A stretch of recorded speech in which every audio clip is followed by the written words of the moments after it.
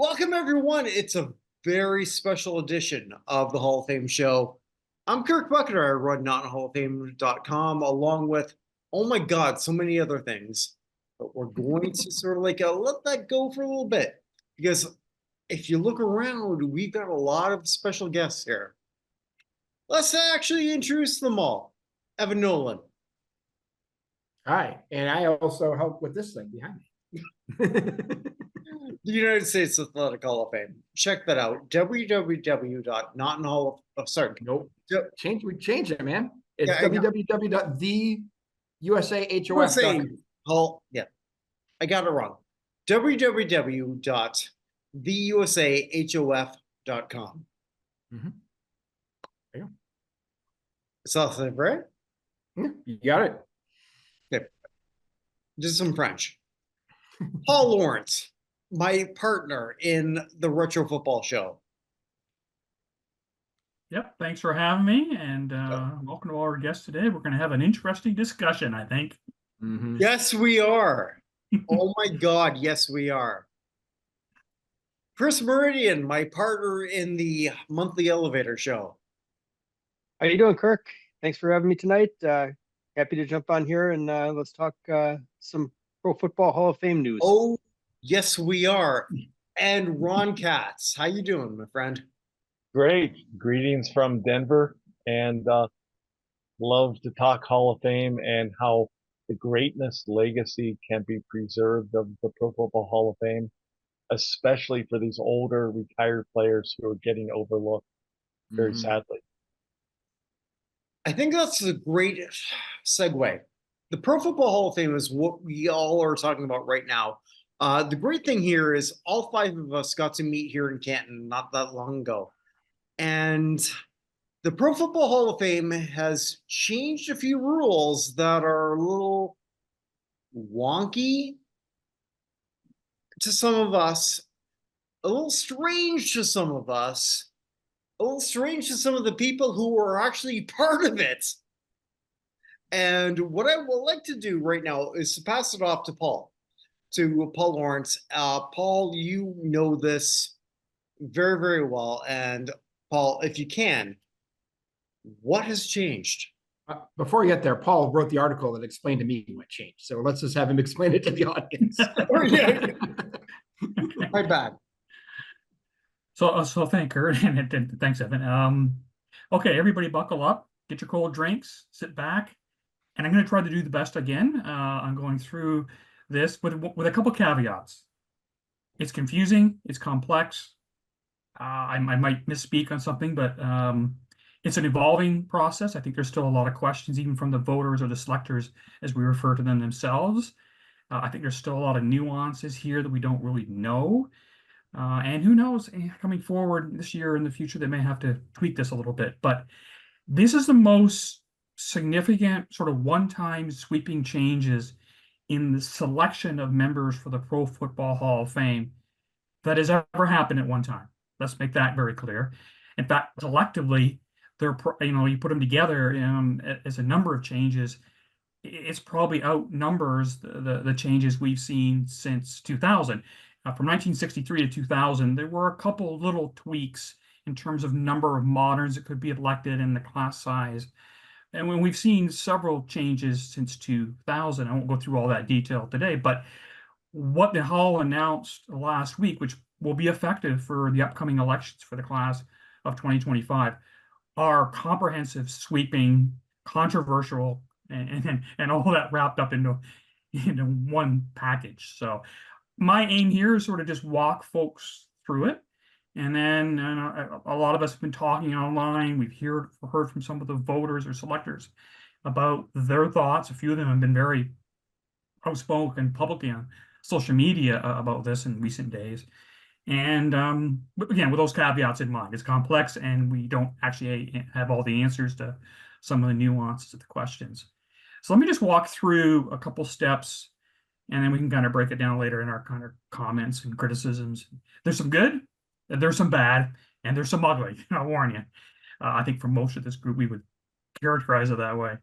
So let's just start with our modern. Sorry, Paul. That's normally a section of our show. I do the good, the bad, and the ugly. I sent a message to Kirk today. I'm like, with this topic, I think we'll cover the good, bad, and the ugly without me doing a separate section. So continue. I think you're absolutely right. Yeah. Let's start with the moderns. And for our viewers, just a reminder, those are candidates who have been retired for 5 players who have been retired for 5 years, become eligible on the what's called the modern candidate ballot, and they stay on there for 20 years. They either get elected or then they move into the senior category for players. So for the modern, and I'm not going to kind of go back and forth to what it was before, what it is now. Let me just walk through what it looks like now again for the upcoming class of 2024 elections, which is going to get rolling here very shortly. So now we are going to have a new step in the sense that we're going to have a screening committee, which is going to be made up of 11 non-voters. That group has not been announced, but we're talking about former players, coaches, GMs, Hall of Fame. They could be other media folks. They could be historians, but they do not currently sit on what we call the 50-member selection committee, or we often refer to as the voters. So that screening committee will be charged with producing a list of 50 preliminary candidates. By the end of September, that will be provided to the full 50 selection member committee to begin to review. So that's a whole new process. We've never had a screening committee that I just described. It's never existed in that kind of format before. The voters have normally undertaken that initial round. So once those go to the 50-member selection committee end of September, they will have opportunity, each one of them, to fill out a ballot for who they feel to be the 25 semifinalists, plus ties if it ends up that way. And that's normally announced by the Hall of Fame in late November, that group. And then they will go through a next round of that is to look at that ballot once it's comprised. And from that, each voter will be able to fill out 15 names as their finalists. And that list is typically released publicly by the Hall of Fame very late December or early January. And the precursor of that would then be that those are the 15 moderate finalists that would go to the full 50-member selection committee when they meet in person this year in mid-January.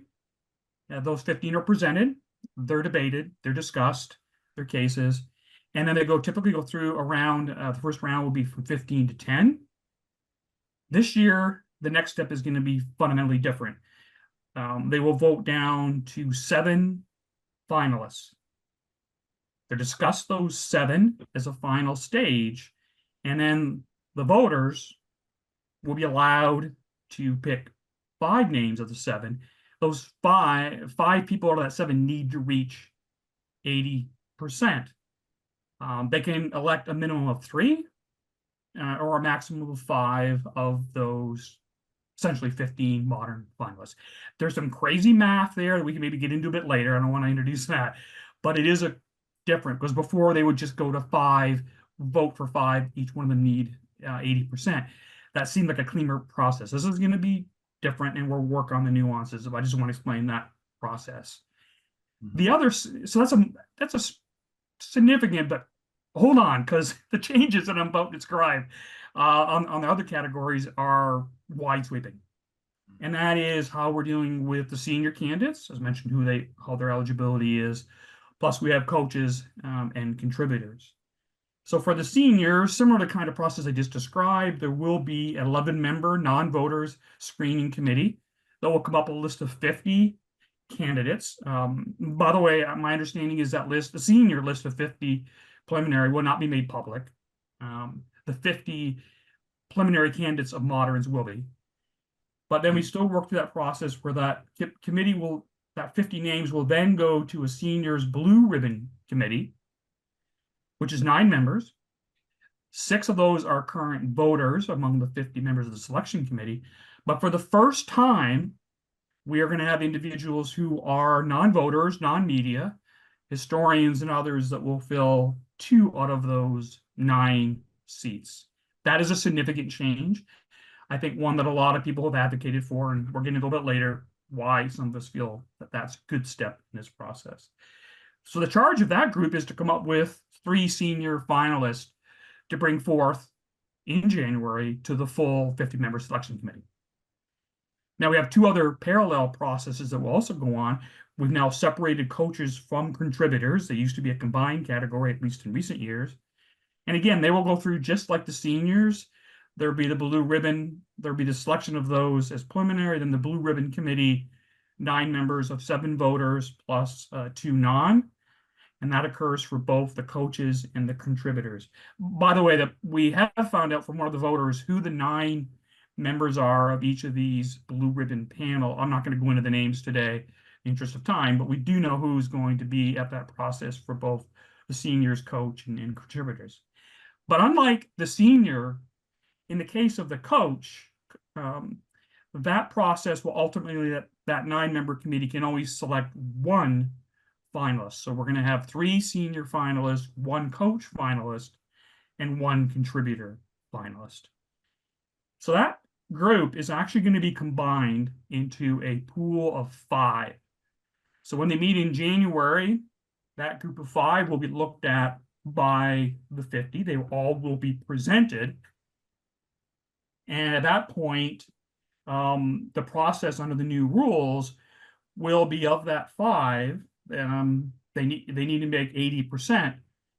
And the maximum of that group that can be elected is 3.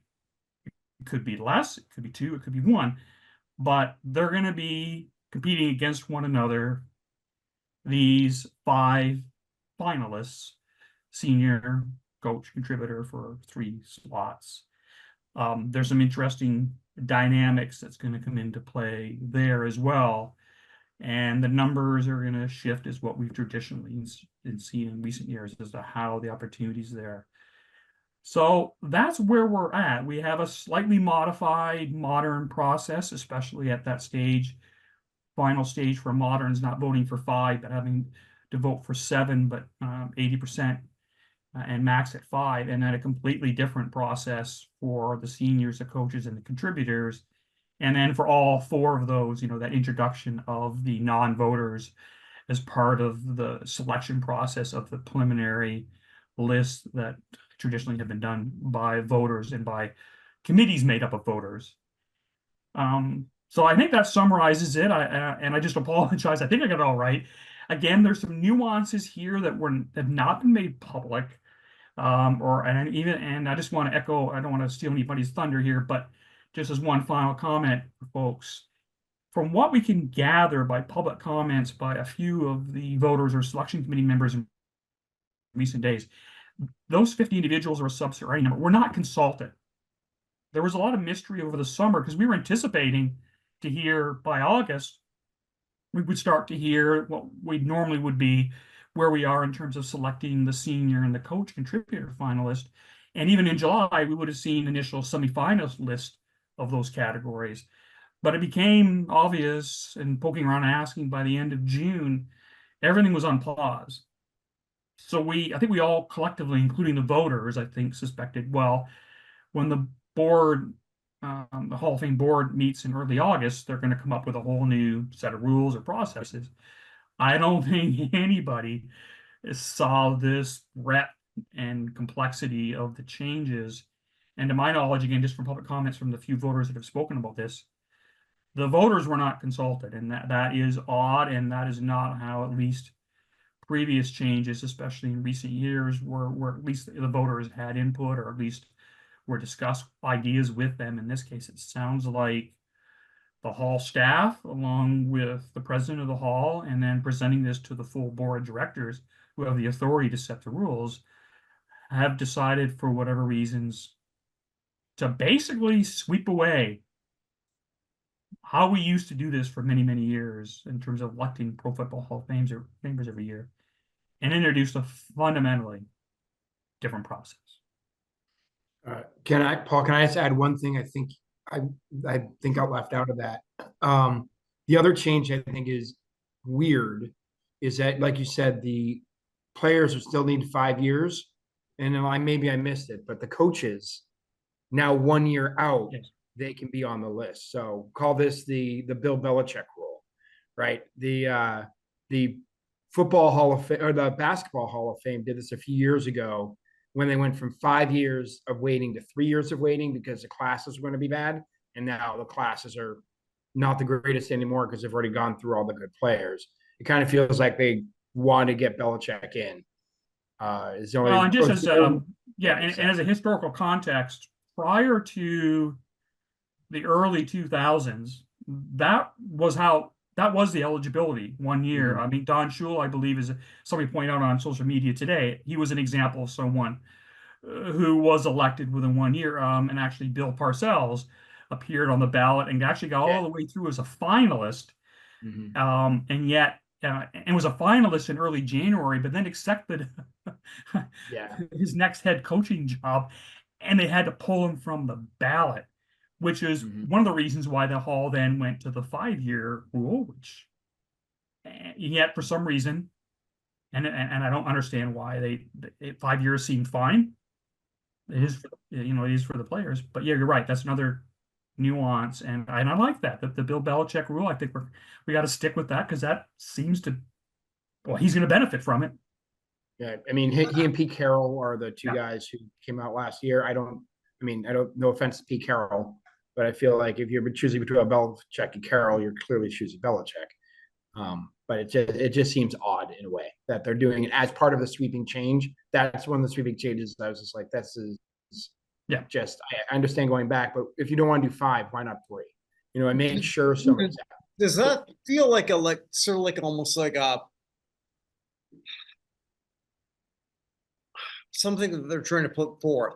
Because like when I looked at ESPN, right, for example, ESPN.com, they just said like, okay, new rules, Belichick can get in early. And is that sort of like a fool's gold here? Maybe. What they're trying to present? Like, I don't know. No. Let me explain something. Please. It again, I'm all about seniors and getting them in before they're posthumous. Mhm. It's the same thing with the coaches. Historically, and I don't have all the stats on it, but a lot of the coaches would coach into their 60s, call it good. Okay. Like Mike Shanahan's been eligible for 5 years. He's already 72 years old. How old is Bill Belichick? I think he's 70. 70. I think he just turned 70 this last year. I think he's a little bit older than that. I'll double check right now. Okay. But so you don't want guys having to wait until they're 80 years old to be eligible for the Hall of Fame because a lot of them played and then got into coaching, or like someone like Belichick was a career coach. He's 72. He'll be 73. Yeah. So you're telling him he's got to wait till he's 78 years old. And as part of what I did with seniors last year in Gratishar, 77 is the average male life expectancy. Mm. I mean, some live younger, some live older. So I think they are trying to be fair in regard to that. And especially if he comes back and coaches to try to break Shula's record, and then he's like 75 or 76. What are you going to do? Make him be like 85 years old before he can get in? So I think there's an element of fairness there. Well, Now, perhaps, but as Evan mentioned, there's a middle ground here. It doesn't need to be 5. I mean, let's make it 2 or 3. I think what we all want to make sure is being elected to the Pro Football Hall of Fame is a career honor. It's supposed to represent a complete career. Now, I'm not suggesting if Bill Belichick comes back, whatever he does, if he comes back to coach, is going to tarnish or change his resume. My point is that the career should be over and you're honoring that career. And I agree totally with what Ron is saying. I understand the age dynamics of where we are with coaches, but I do think what's the harm in an extra year or two? So I don't think anybody sees the benefit. I mean, it's a quirky thing to have somebody elected. And then, hypothetically, what if he's elected in January and then 2 weeks later accepts the head coaching job of the New York Jets or the Dallas Cowboys or something? I don't know how that benefits anybody. It just looks kind of odd. And I agree with Evan. It seems to me there's a reasonable middle ground for what Ron is pointing out.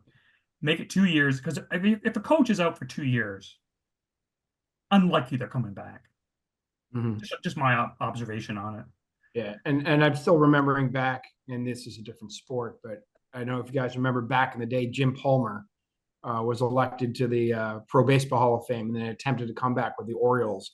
And I thought Don Sutton was going to have a conniption about it, about how he was dishonoring the game by trying to come back after he got elected to the Hall of Fame. So maybe that the Don Sutton's reaction to that is still sticking in my head. That's from like 1994. Like we're talking about a long time ago, but it's still yeah. It's one of those things that's interesting. I'm a Patriots fan, as anyone who follows this knows.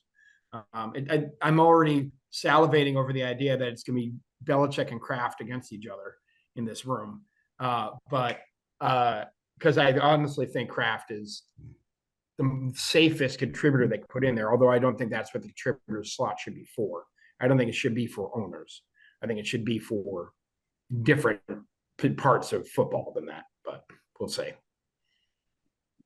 Well, and I made a comment on my Twitter or X, whatever, today. Upon reflection, is a whole making a lot of these changes, including the one we just mentioned, and the potential matchup that Evan just highlighted.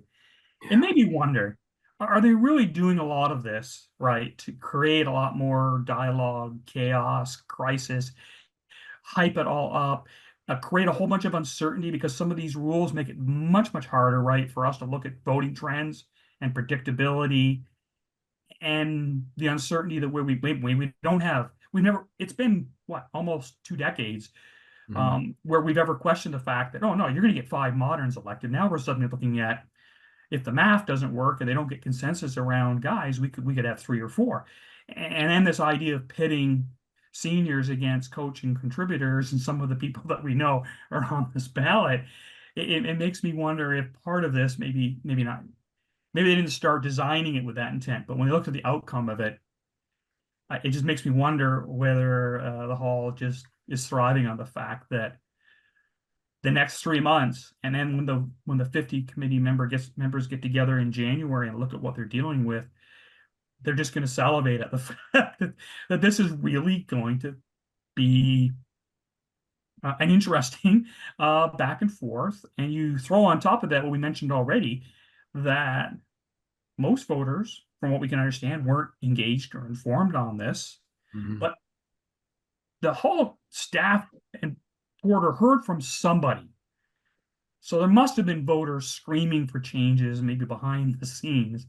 And I wonder over the next few months, and then when they all get together somewhere in person in mid-January to make these final selections, whether the battle lines are going to be drawn and the drama and the push and back and forth is going to make for a much more heated and interesting. We don't get to see it, but it just makes me wonder how much of this the board is kind of thriving on, is we've created complete chaos and nobody knows what the outcome, and that's what they want. What they want is less of this, oh, look, this is what the class is going to look like, and this is how it's going to play out. Now, from somebody who's doing this for a long time, I'm going to put money on anybody who figures they can get all these things predicted correctly, because it's going to be interesting. Let's put it that way. So, sorry, one last thing. The 3 out of 5 thing, by the way, essentially happened this year, right? Because they rejected Buddy Parker, they rejected Art Powell, and they took 2 seniors and 1 contributor, essentially, this year. So maybe that's like, hey, that kind of worked out.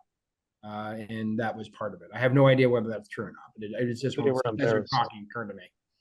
They were embarrassed by that. And I embarrassed. think they threw the baby out with the bathwater, basically.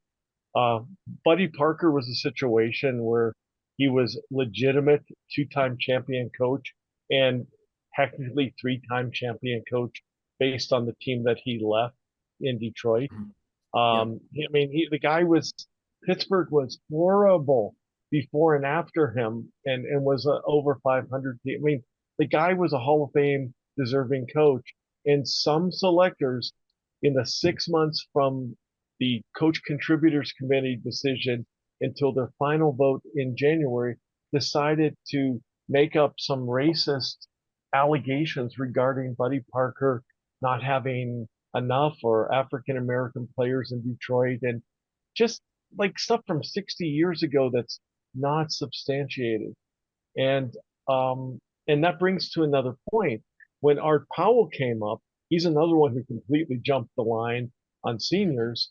And I suspect, and I could be wrong, and I'm sorry if I am, but they needed a way to get Steve McMichael, who also wasn't in the like initial group before the semifinalists were voted on for seniors. Um, he he somehow like made it top 12 for the semifinalists because of in part because of the ALS urgency. And I know they needed votes for him to make sure that it got done.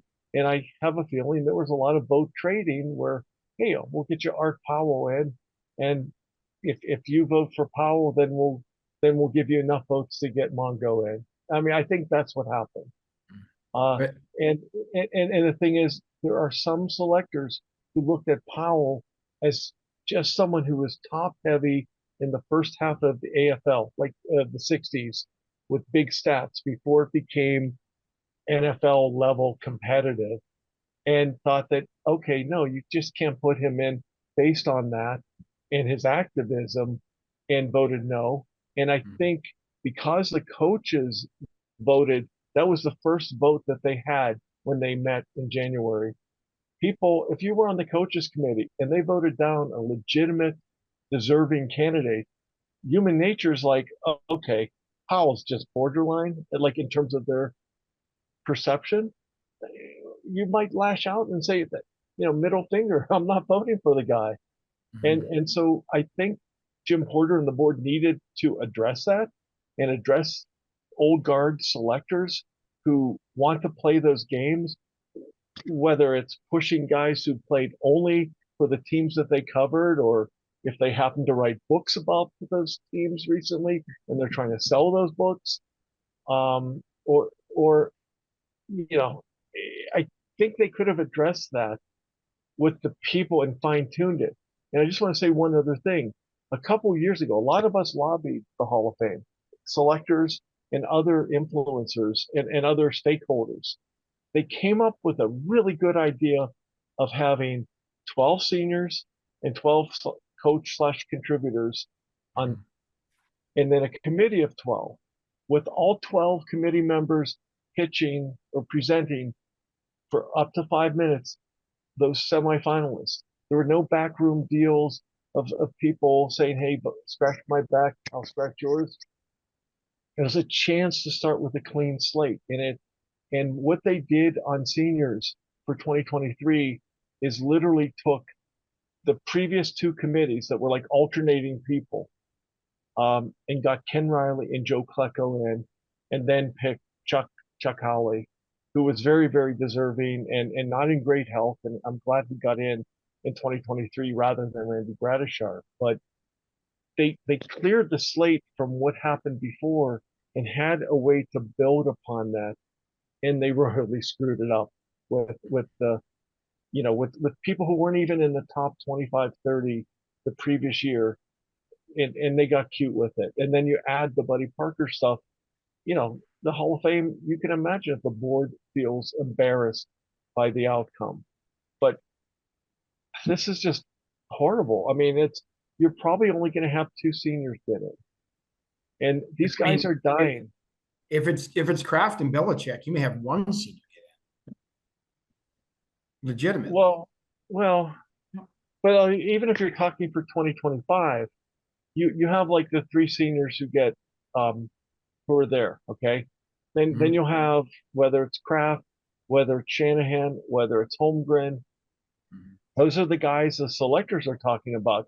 But if you've seen Clark Judge's Talk of Fame, the other X factor is they've done a draft of coaching contributors.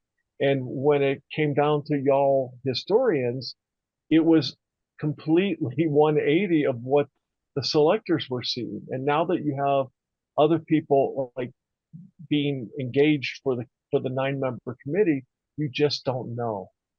And it's a real wild card. But you could have 3 seniors, and hey, let's just go for the coaches who gave us good interviews recently, or who are on TV, like what happened in Centennial. Um, and of the living seniors finalists last year, of the four of them at the time that they were named as semifinalists, four of them were within 5 years or older than that average male life expectancy of 77. And very, very tragically, Maxie Bond passed away 2 days before the vote, and Eddie Meador passed away about 2 weeks after. Randy Gradishar made it. I'm very happy for him because he was able to celebrate with his family while he was alive, and and and not be like a Ken Riley or Cliff Branch. Um, but Ken Anderson will be 76 next year. So he's the only living remaining semifinalist from last year who's not in. And you have certain selectors who just don't like him because he didn't play for the Jets or Giants or the Raiders. So it's going to really stunt this process where deserving seniors need to get in. And we're not even talking about super seniors like Al Wistert and others who've just been overlooked because, the recency, even the people on the committee who covered the game for 40 years or more, they may not, they don't remember people in the 50s or the 40s. So it's very frustrating. And I mean, I almost got thrown out of the gold jacket ceremony last year when I saw the Riley family on stage, after I saw all the other posthumous folks, and I just screamed, fix the process. He should be here to enjoy this with his family. And I was in tears. Rich Eisen stopped the ceremony. And I thought, okay, security's going to come, and there I go out the door. But no, it's a serious thing. And these guys made the game, not the coaches, not the contributors, not as much as them. I mean, these players are the ones who made the game what it is in a magnificent way, and they're getting overlooked. And it makes me very upset. I'm almost in tears right now thinking about it. I mean, also to think about Buddy Parker's family. Think about Art Powell's family. They waiting 6 months thinking, boom, they're getting announced and they're finally getting their laurels. And these idiots did what they did. I told the story last time we had an episode, but after I saw you guys, Paul and Chris, and I left you guys over after we talked to Pat Manley, I went back into the Hall of Fame. I went back into the bus room, and I was one of the few people in there, but one of the other people in there was a reporter for Sports Illustrated, who I won't name. And he walked by and he's like, who the heck was Walt Kiesling anyway? And he'd been like covering, he told me other stories about other times he'd been to the hall. He even told me a story about how he actually bolted one of the bus on there once. So he'd been there multiple times. And just the idea to me, like, this guy's a national thing, is at this all the time. It's the intellectual curiosity to find out who the guys at the front of the hall are it was kind of flabbergasting to me. You know what I mean? It's unbelievable. But it's a challenge for them to do a better job educating and engaging. And I don't know what the right answer is, but you had something in place where they were talking about, as of last year, the board was going to extend the 3 per year. There were some rumblings out of Jim Porter that they weren't exactly thrilled that it was more recent guys from the 70s to the present, and that there were some guys, greats like Wistert and some others from before 1960, that really needed to be considered. I don't know the solution. And to your point and Paul's point of those blue ribbon committees that are going to do the selections, and this is a rumbling, I got into it with a former Raiders and Chiefs Hall of Famer last year. It wasn't, we got into it. We just had a very loud discussion because I was on the sidewalk as his golf cart was going to the hotel, and the cop wanted to tell me to go away. But he was very upset that players who are enshrined weren't getting any input in Hall of Fame selections. And it sounded like one of these committees, I'm not sure of all of them, but there would be 7 gold jackets that would comprise that preliminary committee at least. Well, let's hope one of them's not Deion Sanders, because he wouldn't vote for anyone. Good Lord. Good Lord. I'm in So Denver. since you I'm in raised Denver. it, Evan, let's just, I'm interested in what Chris has to say, but just real quick, since you raised it, let's be very clear here. One of the outcomes here are going to be smaller classes, right? It's just the way the math is going to work. If people look at from 1963 into the early 2000s, it was not uncommon to have smaller classes that weren't filled. At that point, various stages, you had moderns and you had seniors, but it was not uncommon to not fill all the slots and to elect classes as small as 4. That in the early 2000s, that would happen. In the last, say, 20 years, and part of it may have been just the backslash to that, is that so many deserving players were having to wait longer, and we started to see classes build up. We would start to get 7 when they added to 2 seniors and 5 moderns, we would see 7 pretty consistently for many years. Then then we moved up to we had a centennial class in 2020 that did a lot of catch up on all of the various categories, and also for the first time gave direct route pass for coaches to be elected.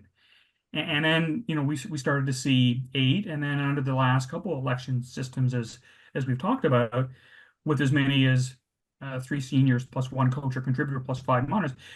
We had a class of 9 this year. We could have had a class of 9, but we referred to the fact that 2 of them were not voted in, so we had a class of 7.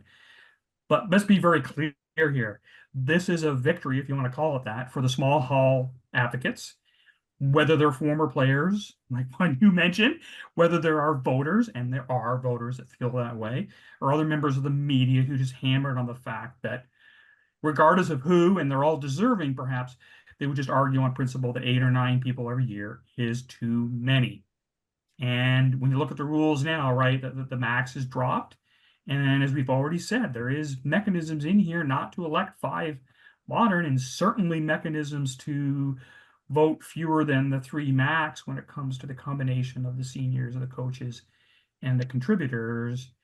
And I really think, it will bounce from year to year, but if this stays in place, let's say for 5 years, and we compare to the previous 5 years, or any 5-year block since 2000, that number of Hall of Famers elected under this system, if it stays that way, will be less.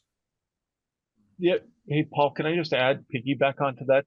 Specific to modern, I know we're talking conceptually, but here's a really, really good example. This year, Andre Johnson finally broke the wide receiver logjam. Him, Torrey Holt, Reggie Wayne, it's been going back and forth, almost like Randy Gradishar, Chuck Howley in seniors. So Andre Johnson gets in this year.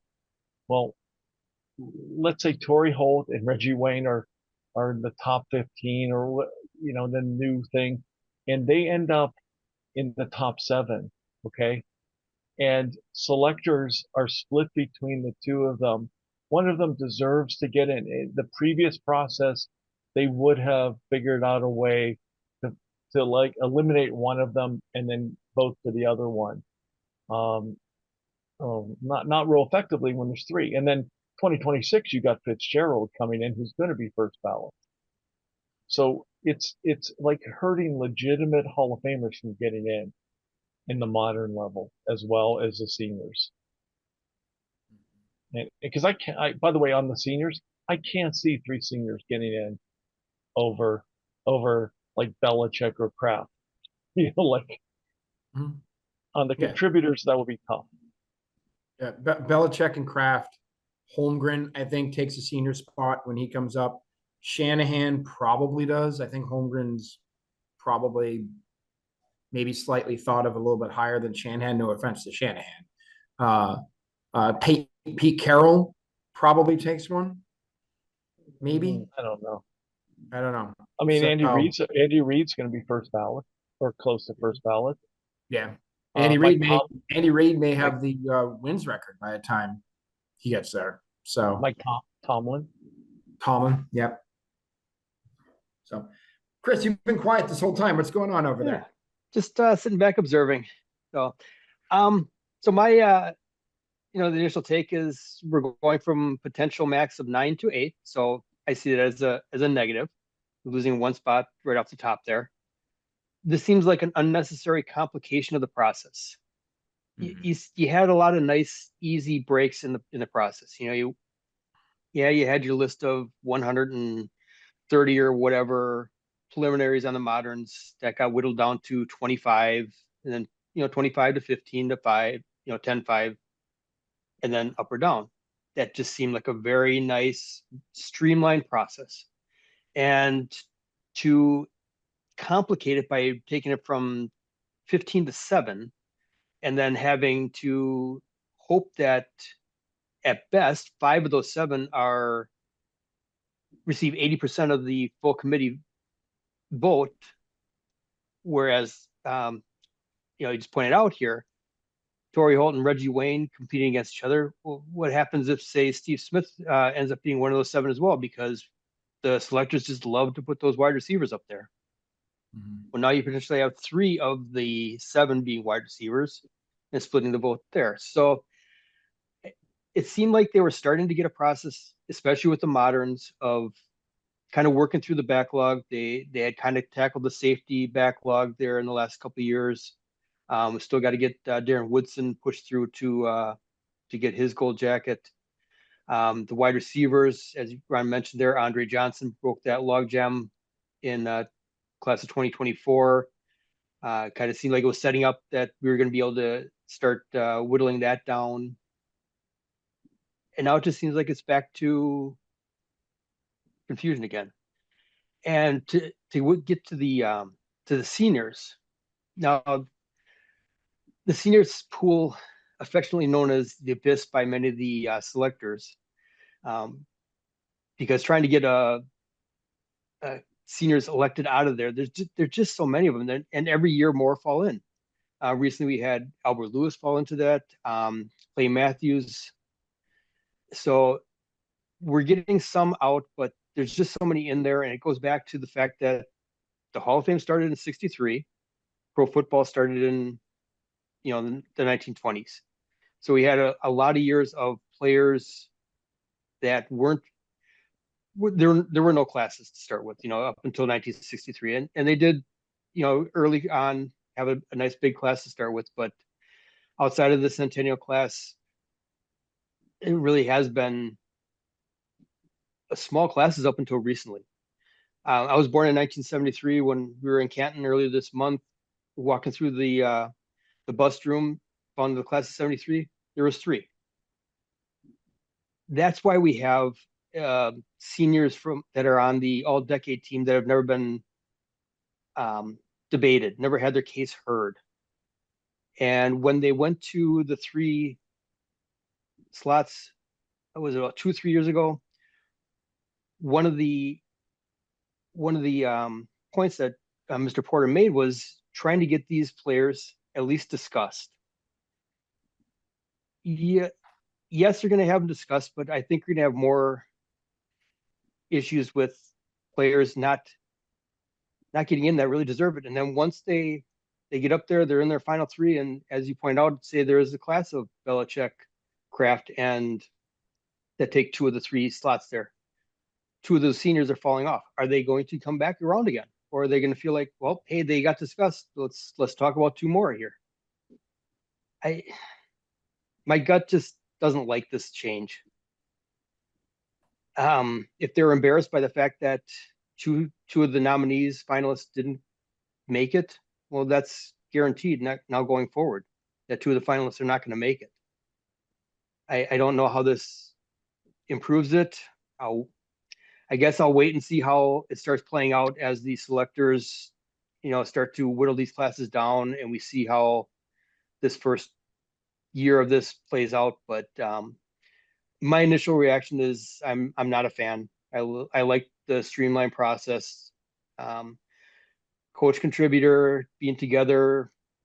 Most of the selectors seem to have the opinion that there's more coaches than contributors that are warranted the slot for that. Not that there aren't some fascinating contributors out there that just don't get talked about, but yeah, we'll see how it goes. I'm not a fan, and Paul, I think you did a great job there explaining it for us, explaining it for the layman out here. Ron loved the passion there too. I mean, that's great, and hopefully we collectively the feedback is heard from not just the fans of the hall, but also of the selectors that, as was pointed out, seem to have been left out of the whole thought process here. So my initial thoughts, I'll take a wait and see attitude here as this starts to play out, but not a fan to start with. And I certainly think it's fair for all of us to pause, and I agree with you in the sense that we really don't know how this is going to play out. We certainly think there's going to be some problems, but until we see this play out and we see what the results are come February when the class is announced, and see whether many of these nuances and potential barriers or complexities play out, we won't really know. My guess is we're going to see results that are going to surprise perhaps some people. Whether that leads to more outrage from voters and others going forward after next year's election, I don't know. My one sense is I don't think this process is going to last. I think the hall is going to realize, whether it's 1 year in or 2 year in, that they caused some maybe unforeseen circumstances, or the circumstances that they foresee got pushed back from voters. But there's another nuance to this that we've been looking for and we've been talking about. The 50-member selection committee, which again, at the end of the day, they're going to elect that class. They're going to be looking at these 15 plus 5 finalists in January, and they're going to elect the class. So they have that final say. They're getting younger. And we know that. We've heard about it. And even the voters like Clark Judge and Ira Kaufman have talked about the fact, and Rick Goslin in recent years on their podcast had talked about the implications for that. And it was probably a factor with what happened to the 2 candidates we talked about that did not make the class of 2024. It's harder and harder when you have selectors who, again, the 50 members are all members of the media. Their media, that group as a whole, their careers started perhaps in the late 90s or even into the 2000s. They've been covering the league for 25 or 30 years, long enough to be considered and appointed, by the way, by the board of directors of the Hall of Fame appoints those individuals. And we now know we've lost one of the stalwarts and long-term media members who was a national reporter across several venues and very strong advocate for the Hall of Fame and spoke much about it during his career. And that is Peter King. Is no longer on the 50. He's going to be a non-vote media representative on one of those subcommittees, so he'll still have a voice.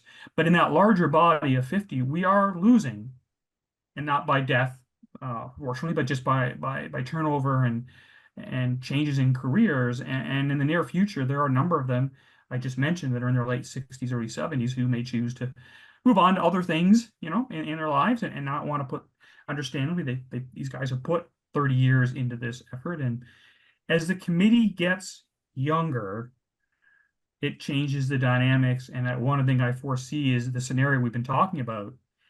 If I'm sitting there and I say 3 seniors, and let's say I don't know 2 of them because they played before 1990, and then I see a contributor like a Robert Kraft, or I see a coach like Belichick or Mike Holmgren or Mike Shanahan or Pete Carroll, I know those folks. I perhaps cover them their careers. I know what's going on there. So right then there's a bit of an edge.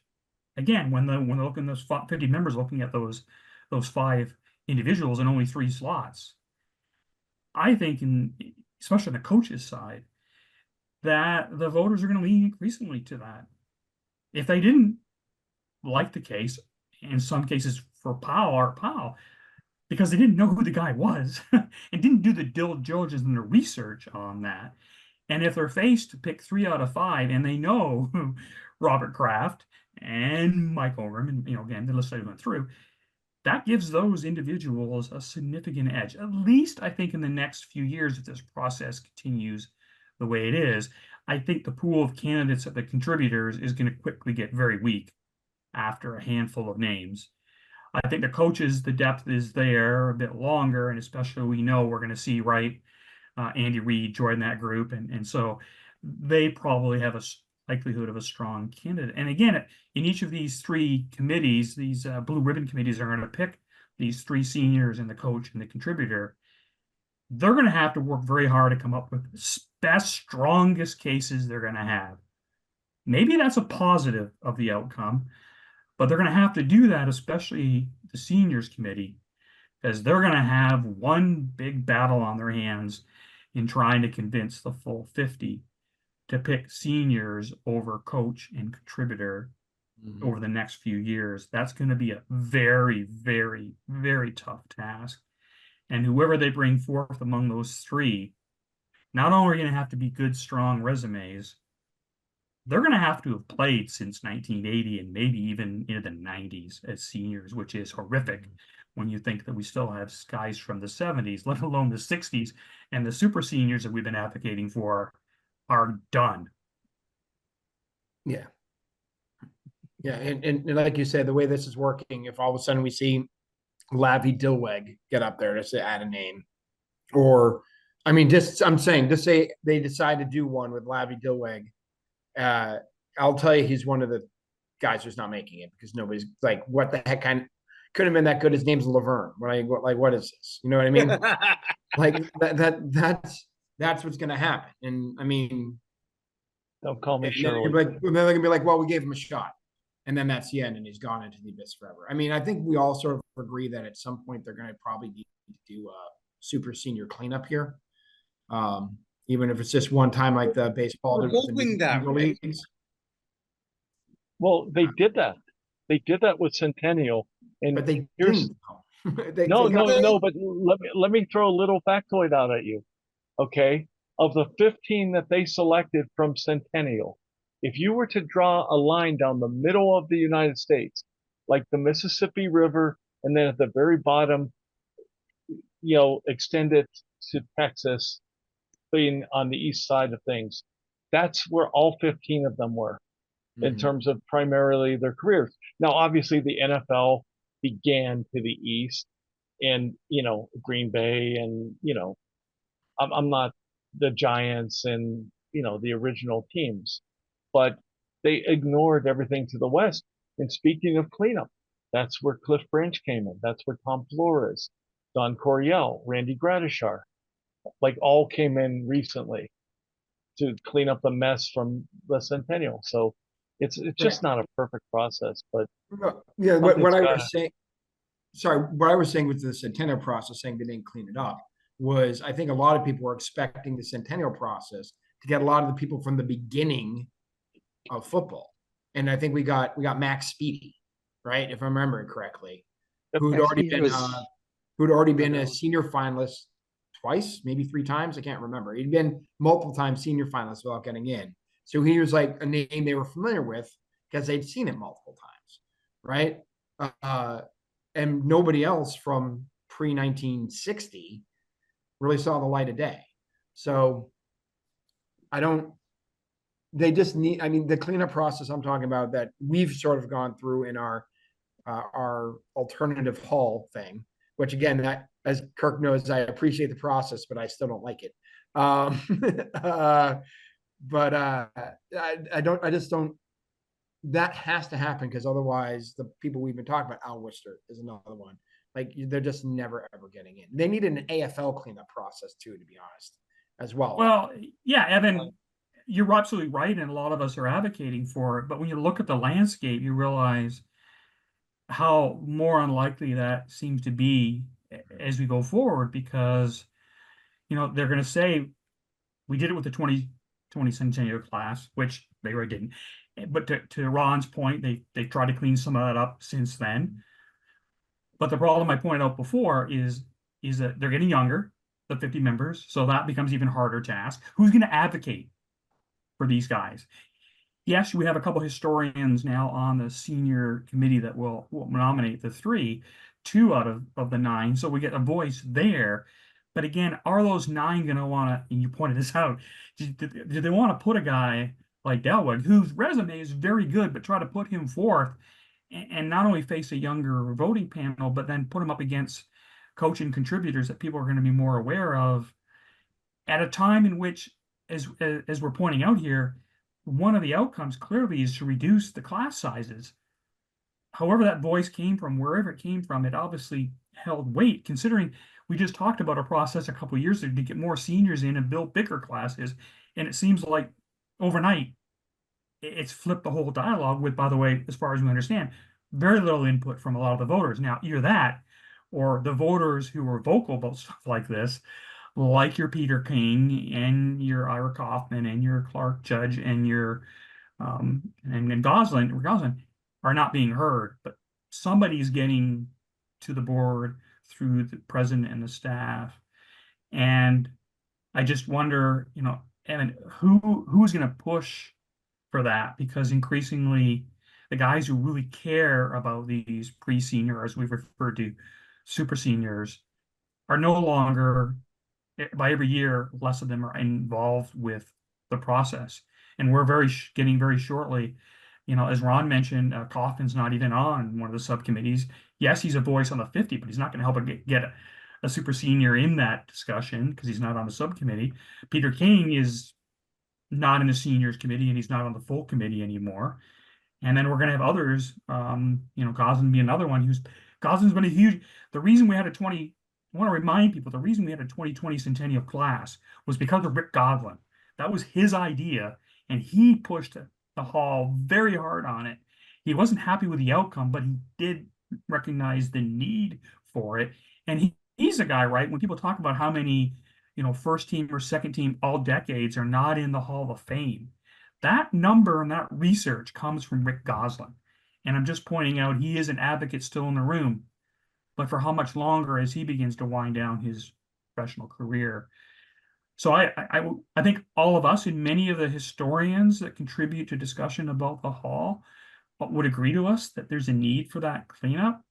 I'm just looking at the landscape and the mechanisms and perhaps the voices of the voters who seem to be getting the ear of the hall staff and coming up with these ideas. They don't seem to care. And it makes me very, angry and upset, but also realistically realizing it very well that the chances of those individuals in the near future getting a hall just seems dimmer and dimmer by the day.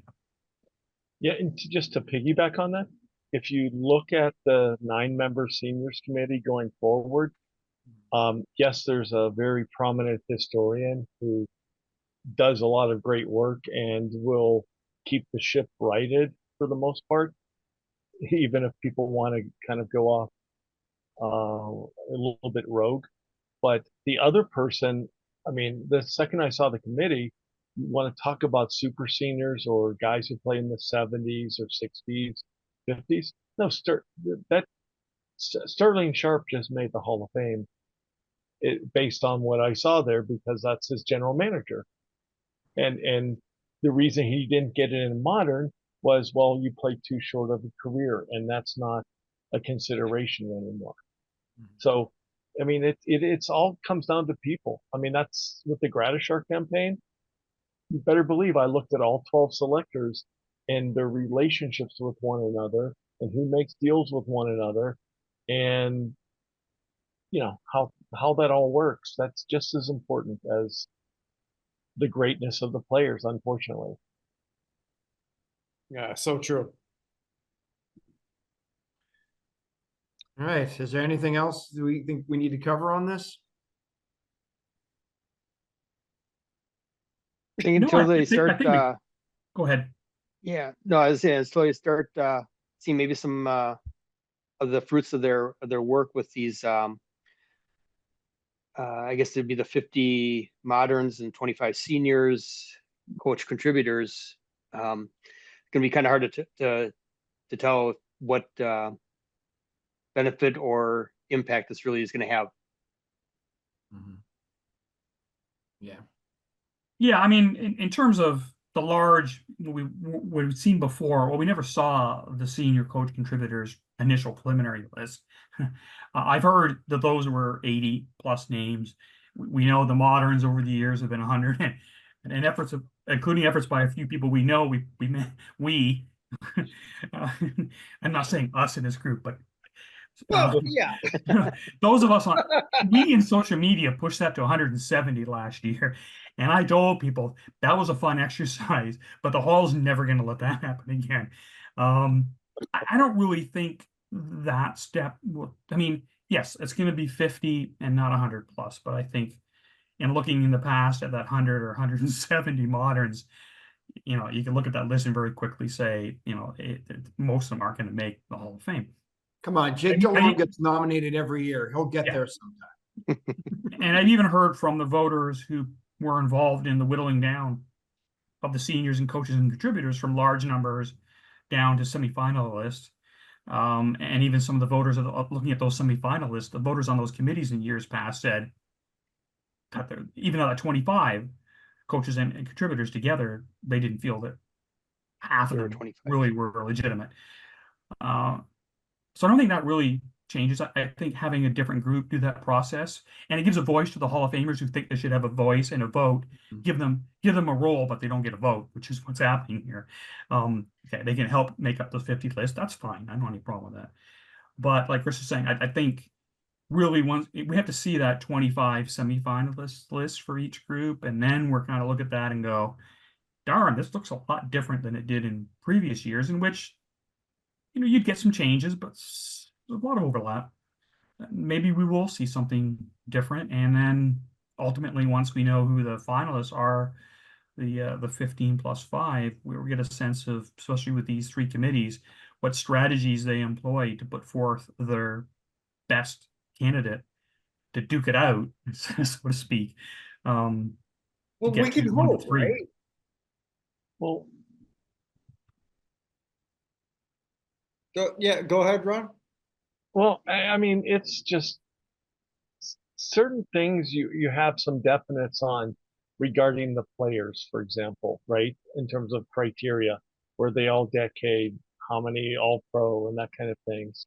What other accomplishments? The coaches, I think is a really subjective thing for the selectors.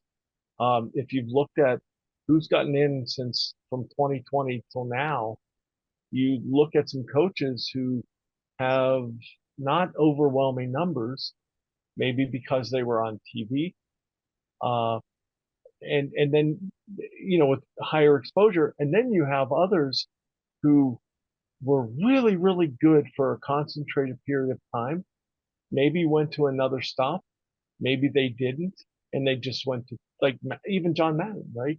Had a great record, right? Bill Cowher had good numbers, okay, but he went to TV.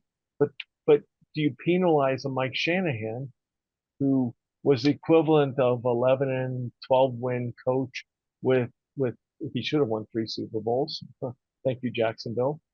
But with 2 Super Bowl champions, and then also as an assistant coach with the 49ers with another ring, and with a coaching tree that's pretty everywhere over the NFL. But then in his next 8 years with Denver was a 9-7 coach with 1 playoff victory in those 8 years, and then went to Washington and was a 6-10 coach.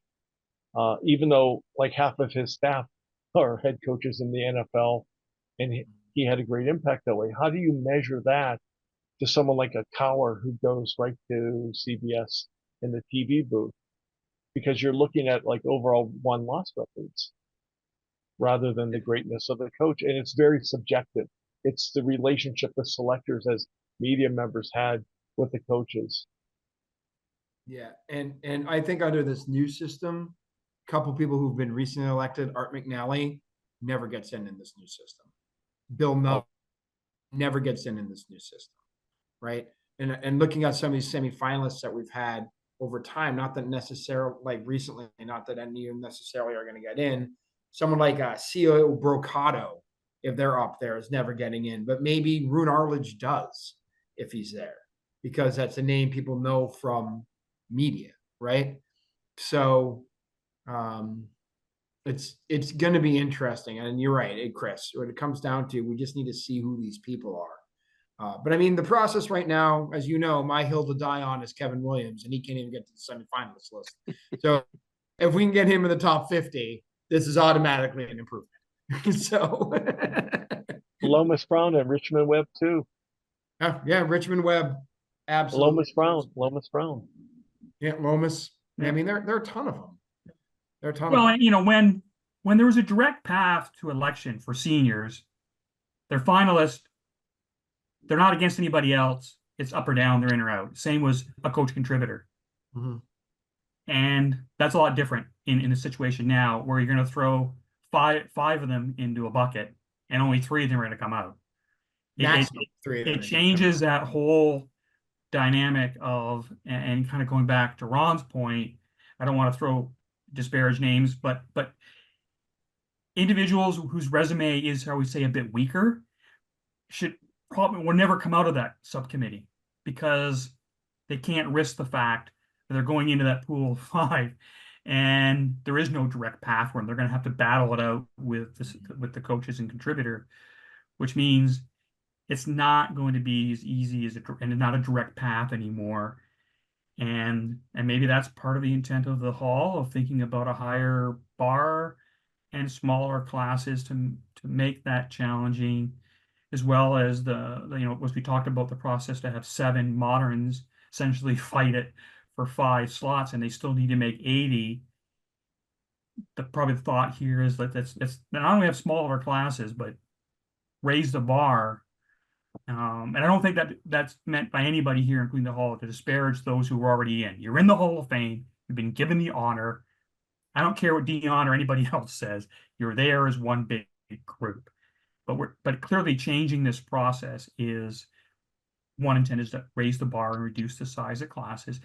And for lack of a better expression, a little more competition among groups to fight for limited positions and not have a direct path of elections, either whether it's moderns and or the other categories. But we shall see how it plays out, especially if it's more than 1 year. As long as we're not Interesting. sitting here in February with the words first ballot Hall of Famer Eli Manning, I think we'll be okay.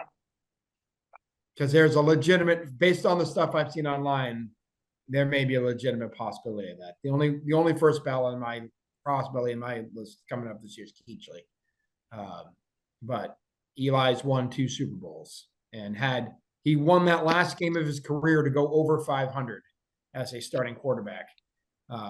So we shall see. Well, Yeah, that's that's what going to makes be it, a debate for sure. and that's what makes it interesting about the 7 on modern rather than the typical vote down from 10 to 5. Yeah. Because put it this way, if Eli is in that 7, to say, Which he will be. I don't think. I mean, I don't. We don't know that though, Kirk. With the new system, we don't know if he's getting from 50 to 15. I think he get 50. I hear you. I hear you. 25 votes. Like, I got a feeling they're gonna love Eli. I don't know. I think if he gets to I'll the be 7, wrong. Hold on though. Hold on. If we have a class of Belichick, Kraft, Vinatieri, and Eli, that would be hilarious on like 37 levels. So I'm not saying it's wrong. I'm just saying that's what I feel. yeah. Well, it would be Fitzgerald in that class because Belichick would be 2026. Oh, I'm sorry, 2026. That's right. I apologize. That's right. So I don't know. Maybe I'm missing things here, but I think the path just got harder for Eli Manning, because I think even if he makes it to the 7, if there's only 50 members, you need 80%. It's only going to take 11 people to choose somebody else, even under the old system. And we already know there's voters on record already questioning his candidacy overall, let alone first ballot. I think Myers, Kamagari. I think he falls into this category where if he gets into the 7, he might not meet the 80 and might not end up in the top minimum of 3. I think it's tougher for him now because that other nuance we've added of trying to throw 7 in and only 5 can come out. But we'll see. We don't know. we'll find out. So, right. Good Okay, stuff. with that, Evan and I have to do those who we lost. Mhm. So you guys are welcome Maybe to you like stay, to but, join us. but we will not be offended if you guys are going to take off. Yeah. I gotta run, guys, but it's been great as usual. Okay.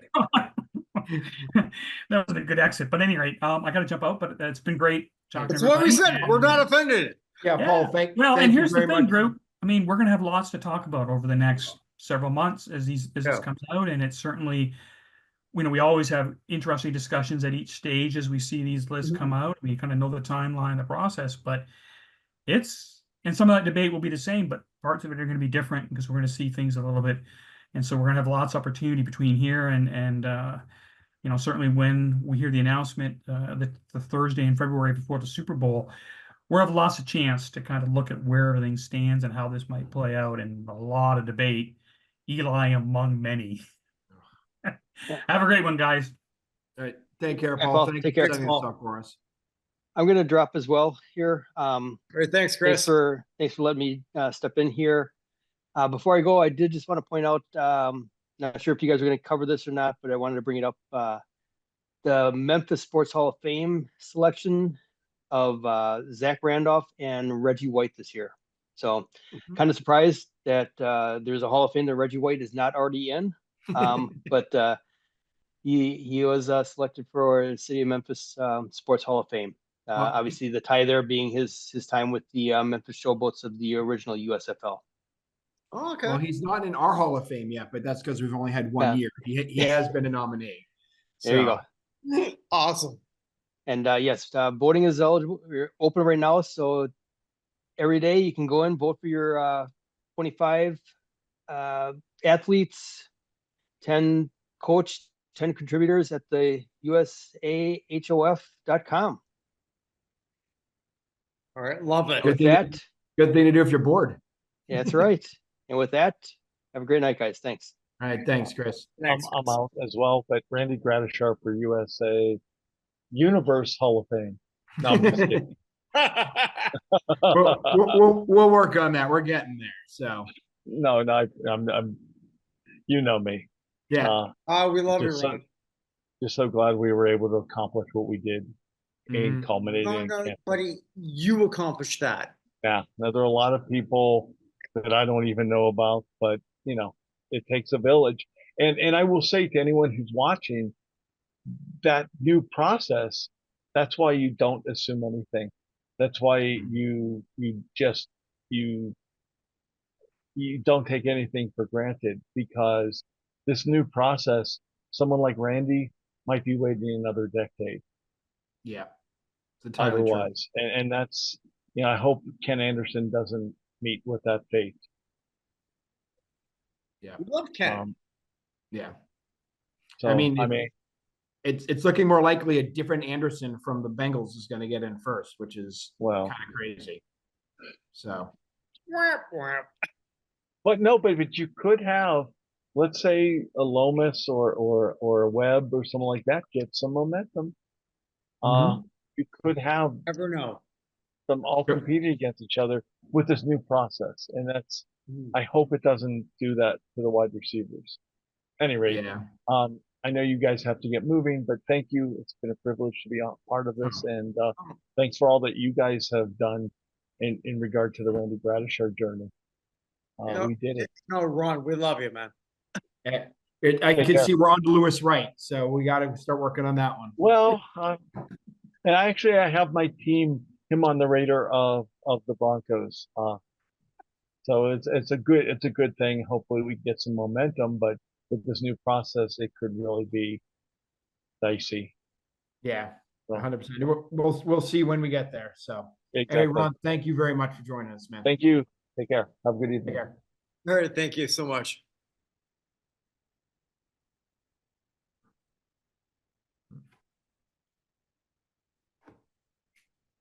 Okay, Evan. So I guess we have to look at who we lost.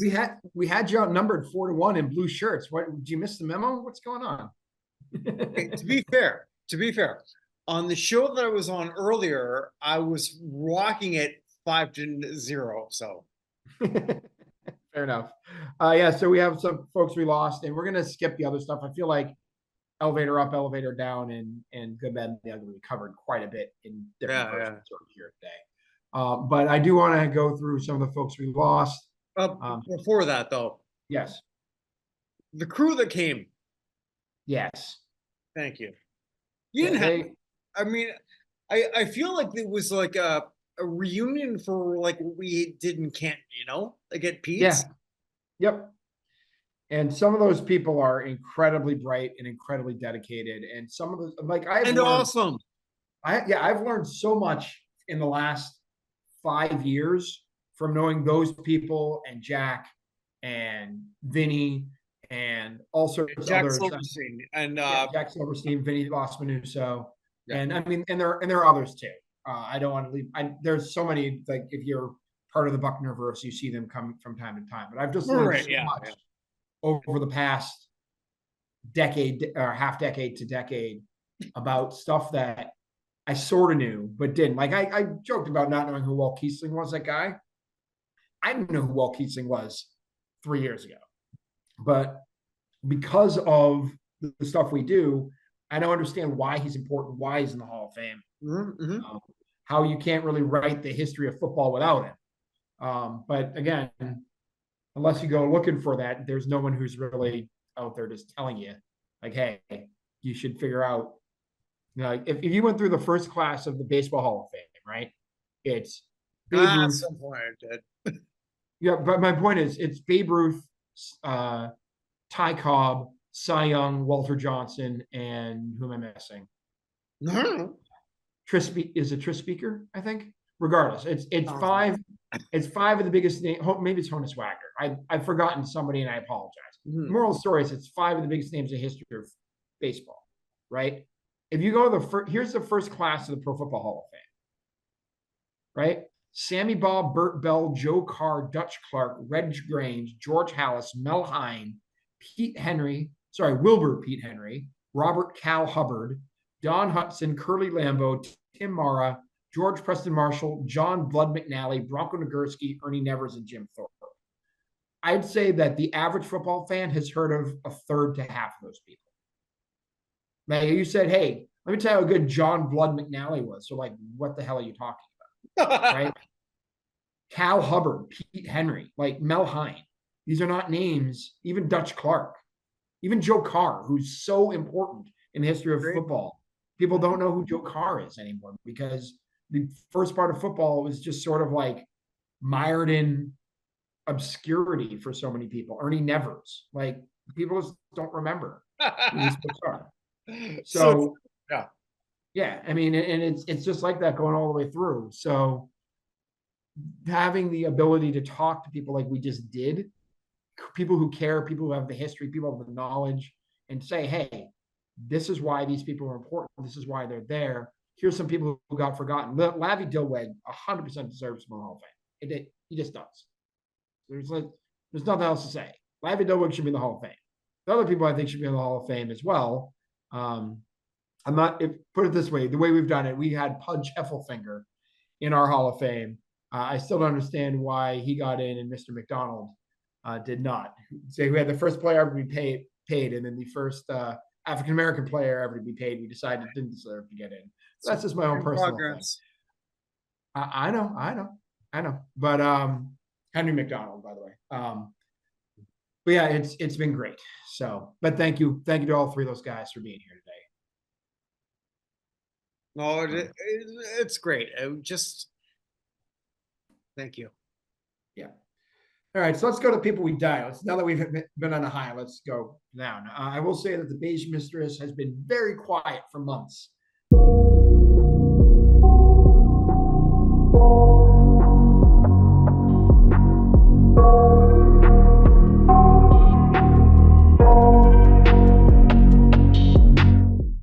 But resurfaced again, Imre Kamara, who was played for the Hungarian national team and won a gold medal with their team at the 1964 Summer Olympics.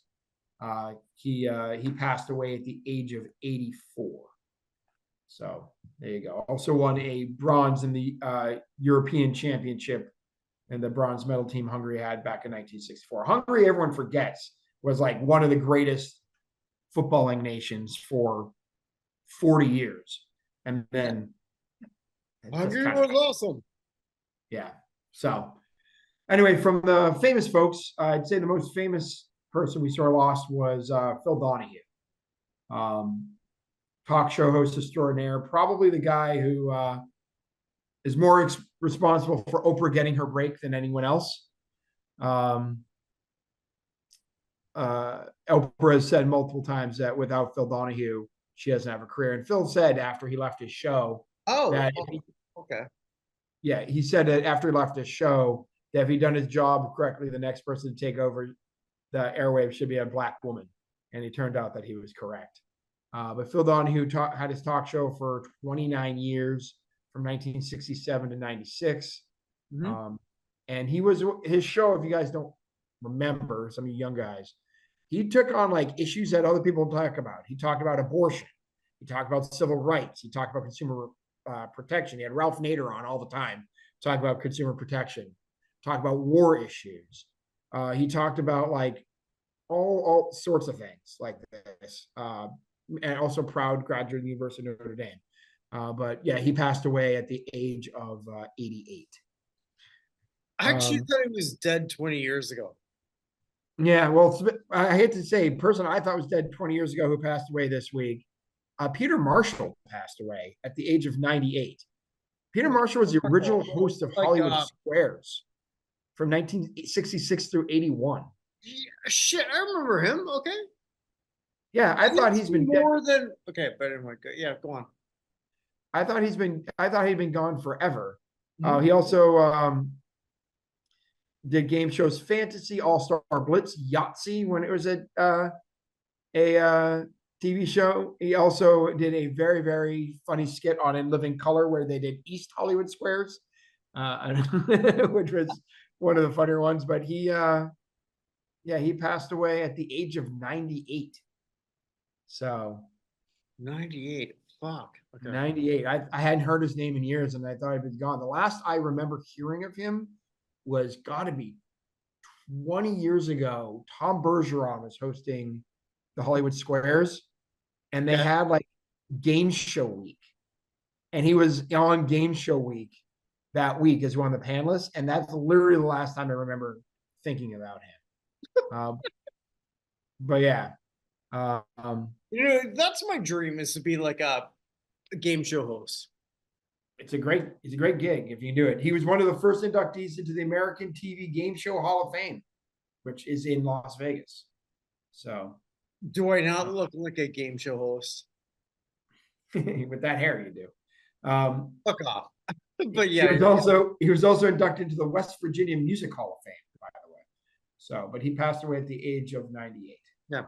So my hair is awesome, but continue. He'd been suffering from COVID and died of kidney failure. So, I love how you just let that go. But that's we don't need to get in a fight. I appreciate we're on a high. I'm kidding. So also passing away, Angel Salazar. I probably yeah from Scarface. Chi-Chi from Scarface. Yeah. So he actually became defected from Cuba when he was a teenager by swimming to Guantanamo Bay, the naval base.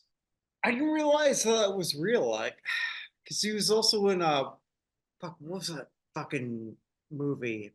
Wildlife? I don't know. Whatever. He also was in Punchline. He was in Carlito's Way. A few other things like that, but he passed away at the age of 68 from a enlarged heart. So issues with enlarged heart. So staying with he's visiting a friend and died in the guy's house. So anyway, from football, we lost the offensive line coach of the Baltimore Ravens, Joe D'Alessandris. Passed away at the age of 70. A little surprisingly, that happened earlier this week. He also is offensive line coach for the Chargers, the Bills, Georgia Tech, assistant line coach for the Chiefs, Duke, University of Pittsburgh, the Memphis Mad Dogs, Texas A&M, Samford, Ottawa Rough Riders, Birmingham Fire, Chattanooga, Rough Riders. Yeah, he was an offensive line coach, but he passed away at the age of 70. From the world of baseball, former owner of the founding owner of the Cleveland Cavaliers and the former owner of the Cleveland Indians, also owned the Cleveland Crusaders, the Cleveland Arena, and the Richfield Coliseum. Nick Milletti passed away at the age of 93. Proud graduate of Bowling Green State University, just like my wife. But the founding owner of the Cavs and the longtime owner of the Indians passed away at the age of 93. Also passing away, member of the 1968 World Series winning Detroit Tigers, Don Wirt, who was an all-star in 68 as well. He passed away at the age of 86, played for the Tigers from 63 to 70, and then 1 year with the old Washington Senators in 1971. If I remember correctly, the manager of the 1971 the Washington Senators, I believe, was Ted Williams. I think he was there in 71 through 73, if I remember correctly. But yeah, so Dick Wirt passed away at the age of 86. Also passing away, Mike Cubbage, who was played for the Rangers, Twins, and Mets from 74 to 81. Also was a manager of the Mets in 1991. I remember him as a coach for the Red Sox back in 2002, 2003. He also was a coach for the Mets, Astros. But he passed away at the age of 74. He was actually the Red Sox fired Joe Kerrigan, and Cubbage was the interim manager for the Red Sox during spring training until they hired Grady Little as Kerrigan's longtime replacement. So he was a temporarily coach of the Red Sox at one point. Okay. So from the world of wrestling, we have three names here. One is from Mexican wrestling. Juan Valdez Valentino, better known as Mosco de la Merced, passed away at the That one I don't know. 60. So I figured I'd go with him first because I didn't know who he was either. Yeah. Also passing away, Fritz von Gehring, American professional wrestler known as a villainous German character from the 50s, 60s, and 70s. I don't know him either. He passed away at the age of 94, debuted in 49, retired in 73. I don't know him. Member of the I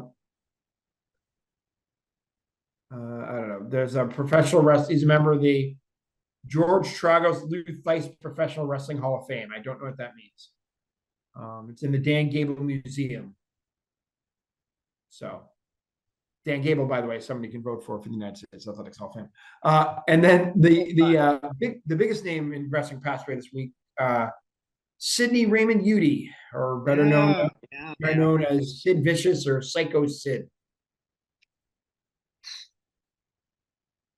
Okay. Did you ever see the film what is it? North Dallas 40?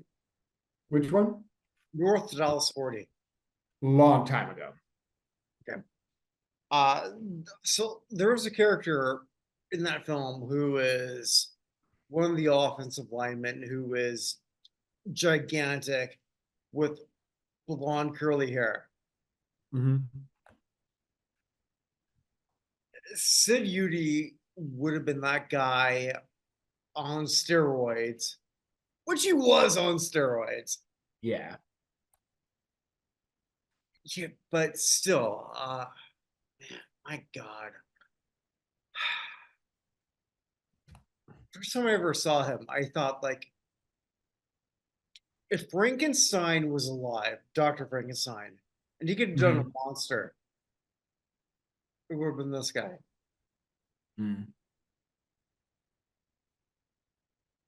Yet at the same time, though, he was this weird guy too, because he didn't necessarily care about pro wrestling.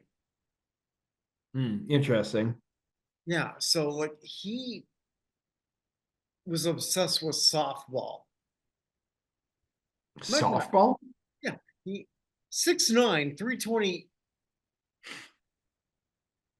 joined with steroids.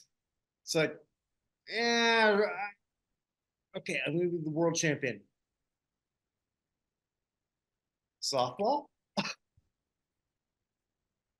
He was a fascinating guy. Yet all the people who knew him loved him, Mm. except for some people who he went sort of like roid rage. So Brian Pillman. Yes. Okay.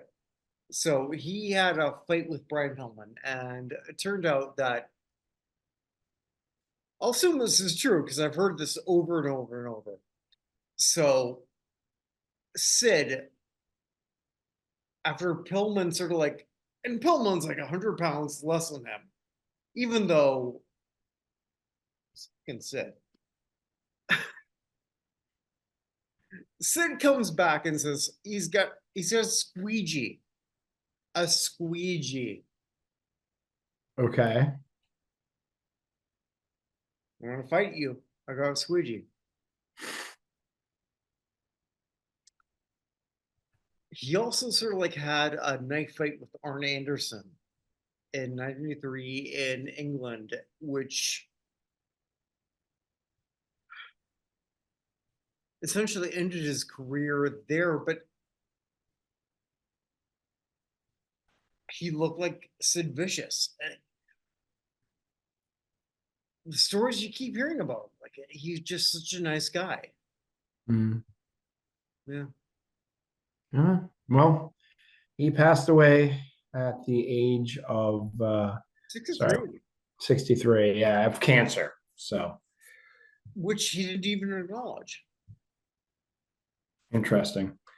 So Yeah. anyway, from the world of music, I guess we'll do that next. Yeah. Justin Seth Riley, better known as Beat King or Club Godzilla, a rapper known for his single Crush and platinum selling Thick and Then Leave, passed away at the age of only 39 after suffering a pulmonary embolism, which is way too young. So he worked with, Chameleon Air and a whole bunch of other folks. So I'm not going to pretend to know hip hop that well, but 39 for a guy who had a #2 hit on the U.S. bubble chart, a bubble up chart, bubbling under chart is far too young to pass away. So, on the other side of things, also passed away Johnny Dandy Rodriguez, best known as Tito Puente's bongo player from back in the day. Tito Puente took his drumming pretty seriously, and if Tito Puente decided that you were the guy he wanted playing bongos, you must have been pretty good at it. But he passed away at the age of 78, and he was one of those guys who if there was someone who was famous and Latino, he recorded with them. We're talking everything Celia Cruz and How is someone there even still alive? he was only 78, so Okay. So I don't know, but yes, he spent his life as a conguero and bongocero, which is what you call people who play congos and bongo. So I've heard myself called that, but anyway. a bongocero. Also passed away jazz guitarist Russell Malone, who used to travel with Diana Krall, Harry Connick Jr., Brandon Marsalis, Brentford Marsalis, Wynton Marsalis, a whole bunch of other folks. He passed away at the age of 60, on tour in Japan. He had a heart attack. So, also passing away, a Grammy Award-winning bluegrass fiddler, Bobby Hicks, passed away at the age of 91. I know Bobby Hicks because I love Bill Monroe. Bill Monroe, the greatest banjo player. He and Earl Scruggs, the two greatest banjo players of all time. Steve Martin's probably third, as far as I know. But Bobby Hicks was his fiddle player for years and years and years. So he passed away at the age of 91. Bluegrass. 10-time Grammy winner. So Bobby Hicks. And then the two biggest names from this, Joe Chambers, of the Chambers Brothers, who best known for their song "The Time Has Come Today." Love that one. Time has come today. Time. Yeah. Thank you. Yep. So Joe Chambers, he was the one who wrote Time Has Come Today. He was also the lead singer of the group, passed away at the age of 81. There's actually two Chambers brothers left now. It's George, Joe, Lester, and Willie. Lester and Willie are still going, but the other two are gone. So, but he passed away, at the age of 81. And then the biggest name for music who passed away, Greg Kine. Yeah.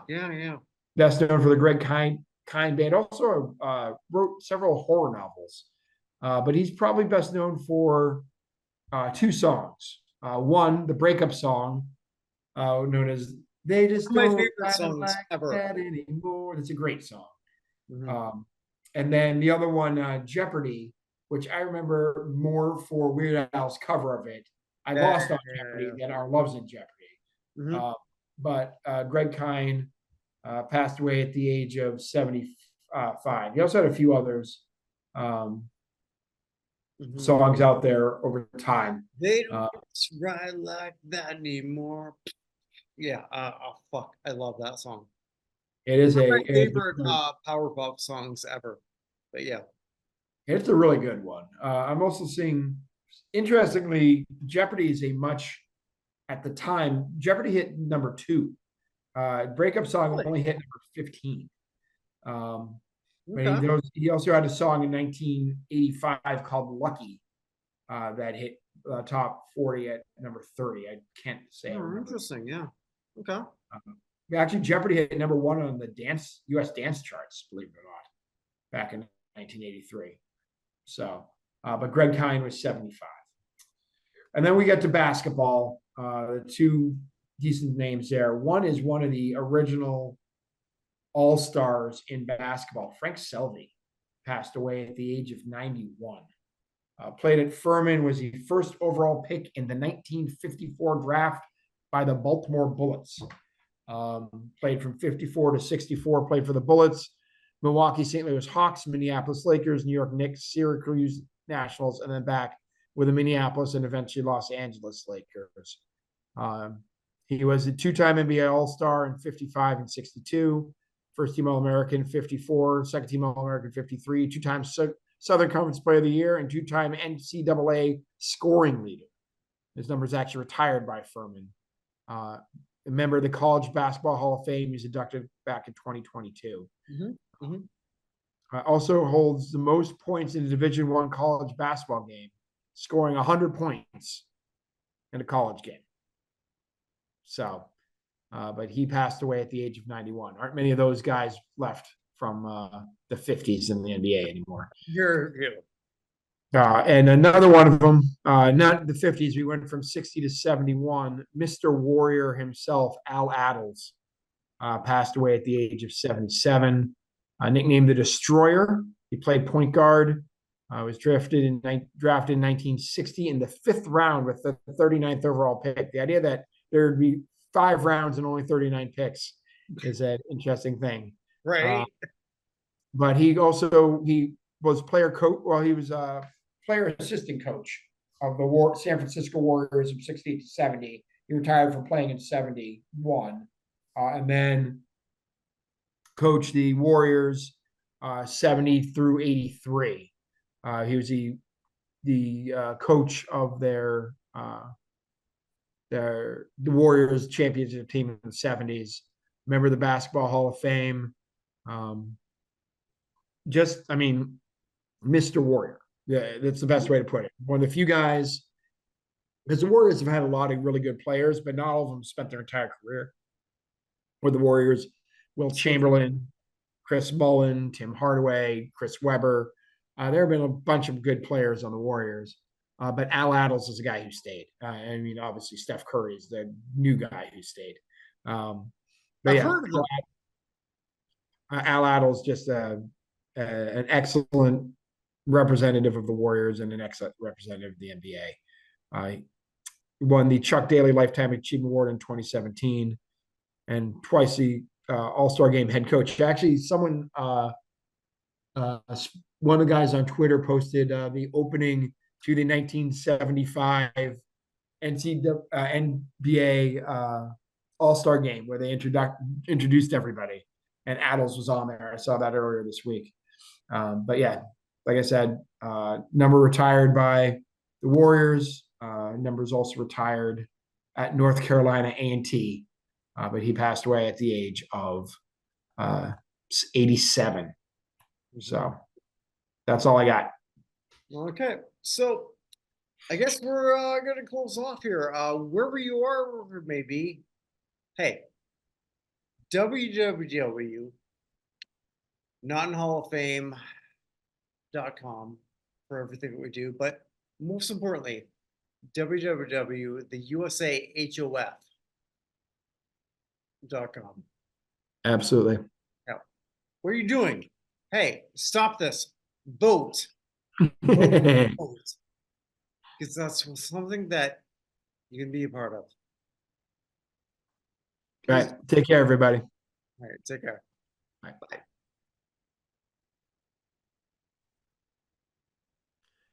All right, man. You look tired.